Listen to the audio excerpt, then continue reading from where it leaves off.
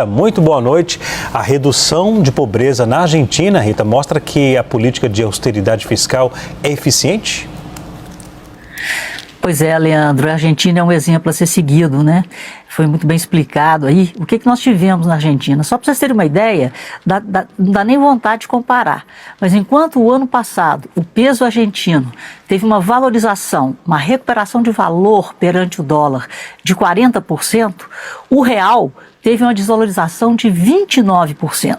Ou seja, enquanto o Brasil gasta muito e gasta mal, Milei vai fazendo para casa. E ele já registrou, por 14 meses consecutivos, superávit primário. Então você não constrói a riqueza de uma nação gastando o dinheiro do consumidor, de forma até leviana. Então o que o Brasil precisa é de seguir esse exemplo da austeridade. Essa austeridade, como eu disse aqui, faz com que, ou poderia fazer com que a nossa inflação, que é estrutural, produzida por governos que gastam muito e gastam mal e vão gerando déficits em cima de déficits e deixando a conta para a sociedade pagar, mas ao deixar a conta para a sociedade pagar, ele cria uma desconfiança em relação à saúde financeira do Brasil. Aí a taxa de juros sobe, o dólar se valoriza perante o real e aí a gente vai nesse caminho, caminho ao contrário, né? Um caminho de uma depreciação do país pela má gestão das contas públicas. Milei está dando exemplo e eu acredito que a Argentina vai se transformar numa Singapura da América Latina. Isso já vem sendo dito. Ele está realizando um verdadeiro laboratório liberal na América Latina, algo que nunca aconteceu por aqui. E tomara que ele tenha sucesso e sirva de exemplo. O sucesso já está aí. Só para a gente ter uma ideia, ele pegou uma inflação aí de cerca de 280% ao ano e a inflação está em 66% ao ano. Então, o que acaba com as pessoas? A inflação. A inflação come o seu poder aquisitivo. O consumo dos argentinos cresceu de um mês para outro, agora, janeiro, fevereiro, 2,9%. A Argentina cresceu em janeiro, se comparar com janeiro do ano passado, 5%. Então a Argentina está virando pelo caminho certo, da austeridade, da responsabilidade fiscal. Um Estado austero gera um ambiente propício ao trabalho e mantém o poder aquisitivo da população por não gerar para essa população uma inflação a pagar. É quem falava no passado que haveria a fuga do dólar, né? Do Brasil para a Argentina, o pessoal via como brincadeira, né? Agora, Rita, o mercado hoje já começou a sentir o efeito Donald Trump. O presidente norte-americano prometeu impor tarifas de reciprocidade a partir de 2 de abril. Pois é, depois da manhã o mundo vai tremer. Mas amanhã sai um estudo, uma prévia, porque ele mandou fazer um estudo para ver as relações entre os Estados Unidos e os demais países.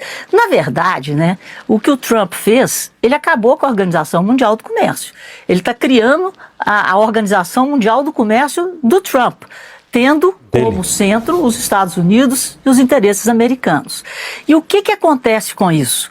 O mundo está inseguro, porque quando a gente vê a história da humanidade, nós passamos anos e mais anos, principalmente após o início da globalização, dos países criando acordos bilaterais, multilaterais, criando zonas de livre comércio, Mercosul, zona do euro, para quê? Para facilitar o comércio, para facilitar o deslocamento de pessoas, de bens e serviços e dar uma turbinada na economia global. Esse era o intuito, esse é o intuito. Ao criar esse ambiente de eu vou te taxar e eu vou te taxar muito, você acaba atingindo em cheio a perspectiva de crescimento da economia em nível global, até a poeira baixar e a gente vê quem vai ser tarifado e quanto. Alguém, né, a maioria dos países serão prejudicados, alguns levarão vantagens, mas enquanto não chegar depois de amanhã, eu até brinquei hoje, nós estamos na semana que começou, mas não começou, vai começar depois da manhã. O mercado financeiro acordou sem vontade de acordar, queria continuar dormindo. Rita, vou pedir licença agora para a gente ouvir a fala da presidente da Petrobras, porque a Petrobras vai reduzir o preço médio do diesel vendido nas refinarias em 4,6%, uma redução de 17 centavos. A informação foi dada pela própria presidente da companhia, Magda Chambriard. Vamos ouvir. Nós estamos hoje baixando o preço do diesel em 17 centavos. Isso aí significa menos 4,6% no preço do diesel. Se a gente comparar o nosso preço da gasolina hoje com o preço da gasolina em 31/12/22, nós estamos com menos 1,7%. Se a gente corrigir pela inflação, são menos 11,7%. O nosso diesel que nós estamos baixando hoje, ele está menos 20,9%. Se nós corrigirmos pela inflação, é menos 29%.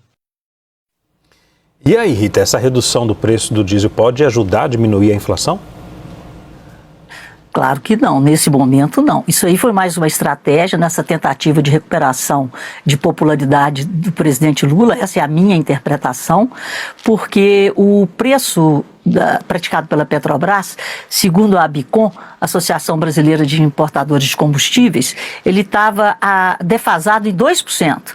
Então a redução foi mais do que o dobro do que deveria ser.